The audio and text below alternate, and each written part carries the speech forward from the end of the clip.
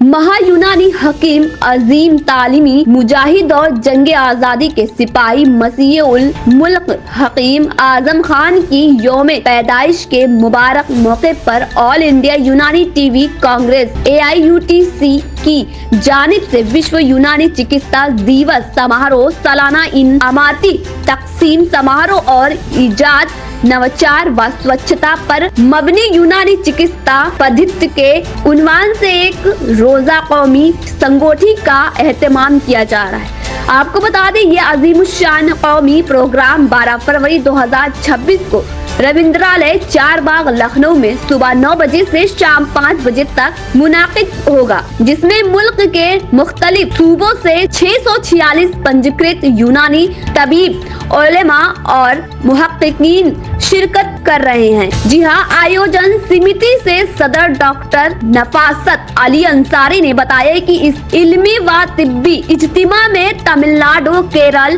कर्नाटक, जम्मू कश्मीर, हरियाणा, पंजाब, दिल्ली, मध्य प्रदेश, महाराष्ट्र, बिहार, पश्चिम बंगाल, उत्तर प्रदेश, तेलंगाना, आंध्र प्रदेश, छत्तीसगढ़ समेत कई रियासतों से यूनानी चिकित्सा से वाबस्ता नामवर शख्सियतें लखनऊ पहुंच रही हैं। जी हां, उन्होंने बताया कि इस मौके पर 12 से 15 मशहूर यूनानी अद्वियात साज कंपनियां, जिसके दफ्तरात दिल्ली व उत्तर प्रदेश में वाक़ई हैं। डॉक्टर साहब, ये 12 फरवरी यूनानी के लिए क्या अहमियत रखता है? 12 फरवरी क्यों इसको मुंतखब किया गया है? आपके सवाल का जवाब देने से पहले मैं आपका शुक्रिया अदा करता हूँ। Thank you very much. आप जितने लोग भी आए हैं, सबका बहुत बहुत इस्तकबाल है।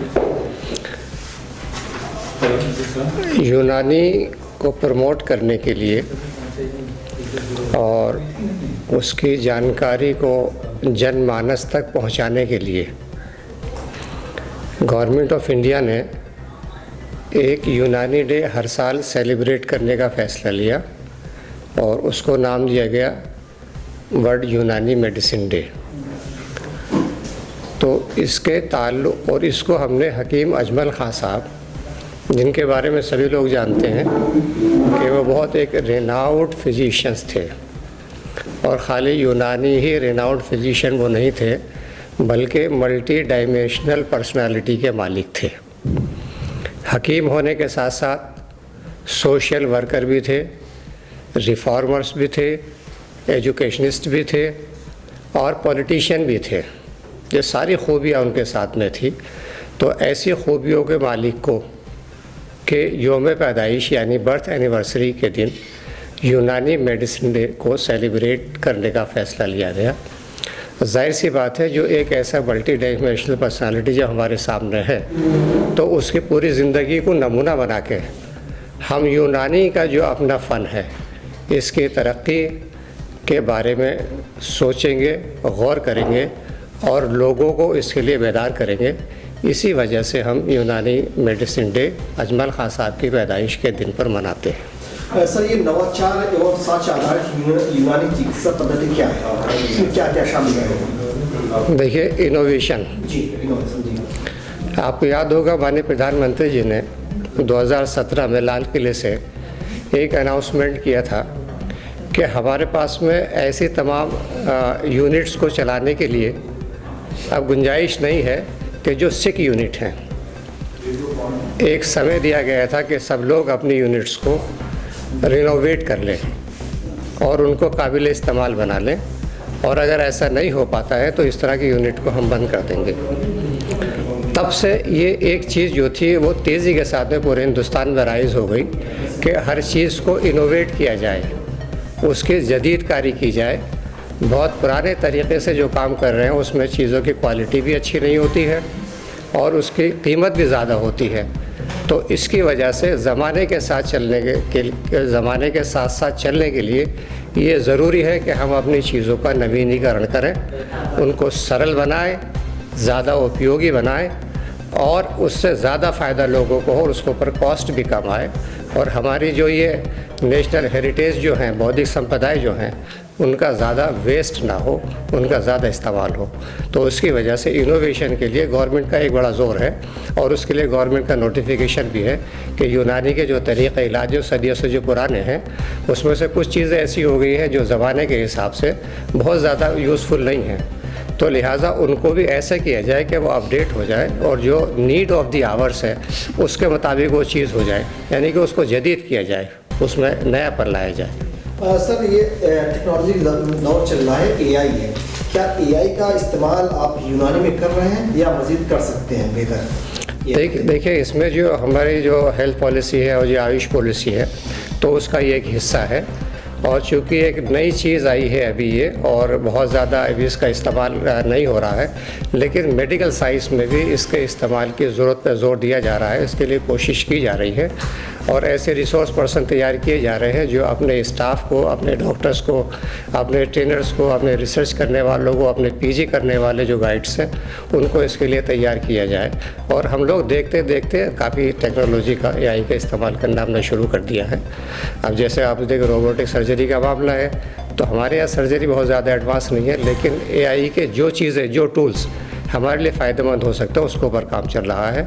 एंड जो हमारा नेशनल कमीशन है, वो भी इसके लिए बहुत तेज़ी के साथ में काम कर रहा है, और हमें उम्मीद है कि जिस तरह से सब लोग इसका फ़ायदा उठा रहे हैं, हम भी बड़े पैमाने पे बहुत जल्दी इसका फ़ायदा उठाने वालों में शामिल हो जाएंगे। यूनानी के फ़रोग़ की बात की जाए तो गवर्नमेंट के से और आप लोगों के ज़रिए कैसे तालमेल बने कि ज़्यादा से ज़्यादा लोग यूनानी तरफ जाएँ? किलोमीटर छूट। हाँ, ये जो हमारी ऑर्गेनाइजेशन है, ऑल इंडिया यूनानी तिब्बी कांग्रेस, तो हमने अपने ब्रोशर में भी लिखा है, और ये जो हमारे मेन ऑब्जेक्टिव्स हैं, उसमें एक ऑब्जेक्ट ये भी है, जो गवर्नमेंट की पॉलिसीज़ हैं, गवर्नमेंट की जो योजनाएं हैं, उनको हम अपने मेडिकल प्रैक्टिशनर्स और जो पब्लिक हमसे जुड़ी हुई है, उन दोनों के बीच में आदान प्रदान करने के लिए हम एक ब्रिज का काम करें। तो ये काम तो हम कर रहे हैं, और चूँकि हमारे मंसूबे का एक हिस्सा है, तो गवर्नमेंट की योजनाओं से पब्लिक को ज़्यादा फ़ायदा होना चाहिए, हमारे सिस्टम को ज़्यादा फ़ायदा होना चाहिए। अब जैसे भी भारत सरकार की गाइडलाइन है, आयुष के ताल्लुक़ से हम तक पहुँचती है, उन चीज़ों को हमको मालूम होता है, तो हम अपने लोगों से जुड़ने के बाद में उनको इस चीज़ के लिए प्रेरित करते हैं कि गवर्नमेंट की योजनाओं को इस्तेमाल किया जाए, उनसे ज़्यादा से ज़्यादा फ़ायदा उठाया जाए। जी, बहुत शुक्रिया। 12 तारीख वाले प्रोग्राम के बारे में कुछ बताएंगे? 12 फरवरी 2026 वर्ल्ड यूनानी मेडिसिन डे, ये रविंद्र आले जो चारबाग रेलवे स्टेशन के जस्ट अपोजिट है, वहाँ हम इसको सेलिब्रेट कर रहे हैं। और ये चूँकि लखनऊ में एक प्रोग्राम हो रहा है, और लखनऊ की अपनी एक शान है, लखनऊ की अपनी एक तहज़ीब है, तो हमने यहाँ जब लोगों को मदऊ करना शुरू किया और हमने ऑनलाइन रजिस्ट्रेशन किया, तो हमारा एक टारगेट था, वो टारगेट हमने शुरू के 2-3 दिन में ही अचीव कर लिया। हमको मजबूरी में अपने रजिस्ट्रेशंस को बिफोर द टाइम क्लोज़ करना पड़ा, और लोगों से हमने इसके लिए एक्सक्यूज़ किया। इस प्रोग्राम में जो यूनानी के जितने भी स्टॉक होल्डर्स हैं, स्टॉक होल्डर से मुराद ये है कि जो लोग यूनानी परिवार से संबंधित रखते हैं, जैसे उसमें डॉक्टर्स हैं, एकेडमिशियंस हैं, प्रोफेसर्स हैं, दवाओं के बनाने वाले हैं, फार्मास्यूटिकल्स के लोग हैं, यूज़र्स हैं, किसान हैं, जो भी जिस तरह से यूनानी चिकित्सा पद्धति से जुड़ा हुआ है, हमने सबको उनको एक साथ यहाँ इकट्ठा किया है। काफ़ी तादाद में लोग आ रहे हैं, और इसमें अभी तक हमारा जो रजिस्ट्रेशन हुआ है वो तकरीबन 750 के आसपास रजिस्ट्रेशन की हमने फाइनली लिस्ट क्लोज़ की है। इसके अलावा ये भी है कि अगर कोई ऐसा व्यक्ति है जो गणमान्य है और वक्ती तौर पर आ जाता है, तो जाहिर सी बात है लखनऊ की तहज़ीब का तकाज़ा उसको मना नहीं किया जाएगा, उसको भी आने दिया जाएगा। तो इस तरह का ये हमारा एक आयोजन है। इसमें जो हमारे जो इवेंट्स हैं, उसमें एक तो ये है कि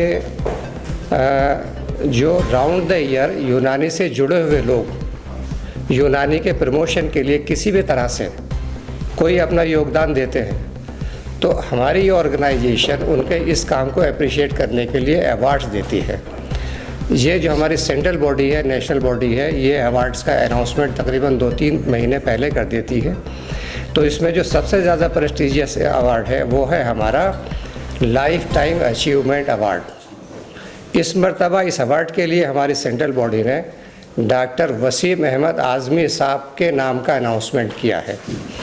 ये हमारी खुशकिस्मती है कि डॉक्टर वसीम आज़मी साहब लखनऊ में ही रहते हैं और जो लखनऊ में CCRUM का रीजनल यूनिट है उससे डिप्टी डायरेक्टर की पोस्ट से रिटायर्ड हुए हैं।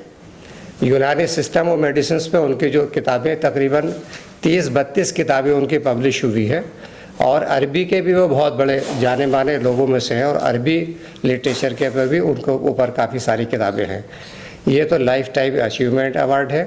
उसके अलावा दूसरी कैटेगरी में वर्ल्ड यूनानी डे मेडिसिन अवार्ड हम देते हैं, उसमें इब्न सीना अवार्ड है, इब्न बेतार अवार्ड है। इसके भी हिंदुस्तान से सब लोगों के बायोडेटा को मंगाने के बाद में उसका एक कंपैरेटिव एनालिसिस किया गया और जो लोग ज़्यादा मुस्तहिक पाए गए उनको ये अवार्ड देने का ऐलान किया गया। तीसरा जो अवार्ड है वो अजमल खां स्टार अवार्ड है। इस कैटेगरी के बहुत लोग हैं और इस साल हमने एक नया अवार्ड और उन बच्चों के लिए इंट्रोड्यूस किया है जो यूनानी मेडिकल कॉलेज से पास आउट है। उसमें से हर मेडिकल कॉलेज के उस बच्चे का जिसने फाइनल ईयर के एग्ज़ामिनेशन में सबसे ज़्यादा नंबर हासिल करके गोल्ड मेडल हासिल किया है, हमने उनको अजमल खां साहब के नाम पे एक अवार्ड दिया है।